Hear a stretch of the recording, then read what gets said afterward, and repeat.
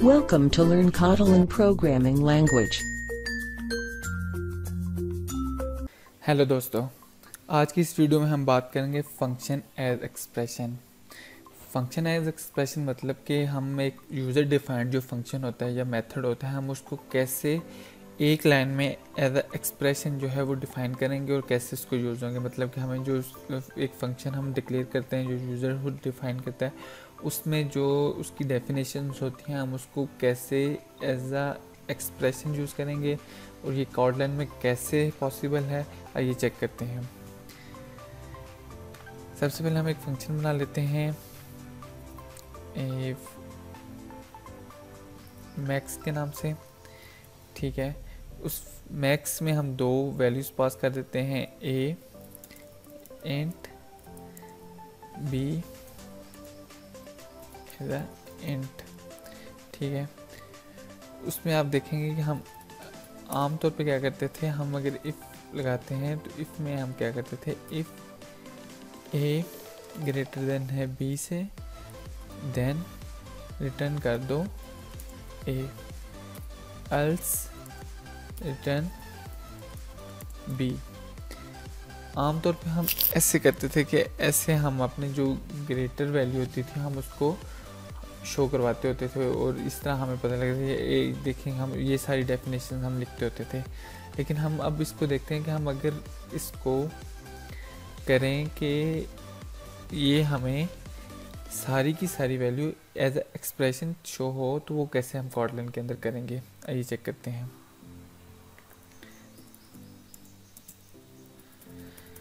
इसको अगर हम देखेंगे, अगर हम अब इसको हम इन टाइप दे देते हैं,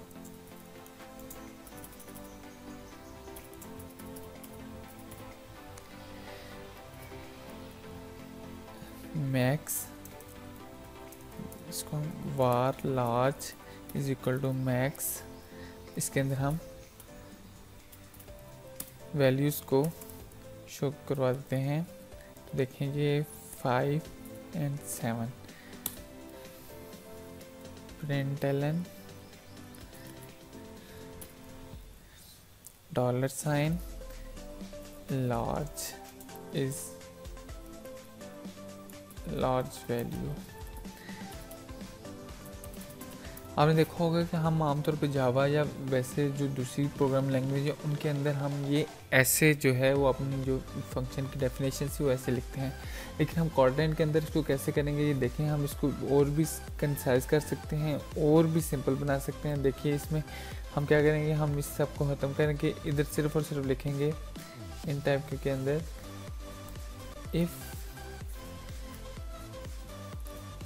ए ग्रेटर देन है बी से, तो ए एल्स बी। अब हम अगर सिर्फ और सिर्फ इतनी लाइन लिखें तो ये सारा वही काम करेगा जो ये वाला काम हो रहा है। तो ये देखें, अगर हम इसको करेंगे तो ये सिंपली वही रिटर्न करेगा जो बड़ी वैल्यू। फॉर एग्जांपल हमारे केस में 7 ग्रेटर वैल्यू है, तो हमें ये 7 ही इधर हमें इज इक्वल टू साइन भी लगाना पड़ेगा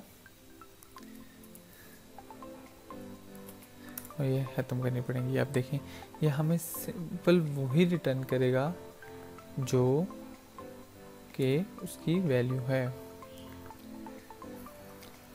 ये देखिए हम इसने 7 जो है वो रिटर्न कर दिया है कि ये 7 जो है वो हमारी लार्ज वैल्यू है। अगर हमारे पास मोर देन 1 स्टेटमेंट है तो हम वो भी उसके अंदर कर सकते हैं कि हम सिंपल उसके अंदर इसको ऐसे जो हमारी वैल्यूज़ होंगी स्टेटमेंट्स उनको इन ब्रैकेट्स के अंदर लिखेंगे तो वो हमारी जो वैल्यू है वही रिटर्न करेगा। लेकिन इसमें एक बार याद रखिएगा, जो हमारी सबसे रिटर्न की लास्ट स्टेटमेंट होगी वो वही रिटर्न करेगा। फॉर एग्जांपल इधर अगर मैं ए के बाद अगर मैं रिटर्न करता हूँ तो मुझे जो वैल्यू होगी वो रिटर्न करेगा, क्योंकि वो ए को फिर एज ए रिडंडेंट लेगा और जो हमारी वैल्यू जो लास्ट दी जाएगी वो उसको कंसीडर कर लेगा। तो ये इसको भी मैं आपको दिखा देता हूँ ये कैसे होगा। इसको हम अगर इस तरह नीचे लें, if A greater than B, तो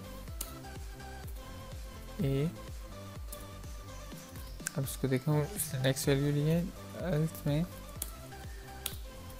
अगर हम अब देखें कि इधर 98.7 बड़ा है और हम इसको इधर 99 कर दें, और ये अब आप देखिएगा कि हमें जो है वो 99 रिटर्न करेगा, क्योंकि वो अब बी को एज अ रिटर्न ले रहा है और रिटर्न जो कर रहा है वो हमारी लास्ट स्टेटमेंट जो होगी वो रिटर्न की जाएगी, और वो हमारी जो बनती है वो 99 बनती है।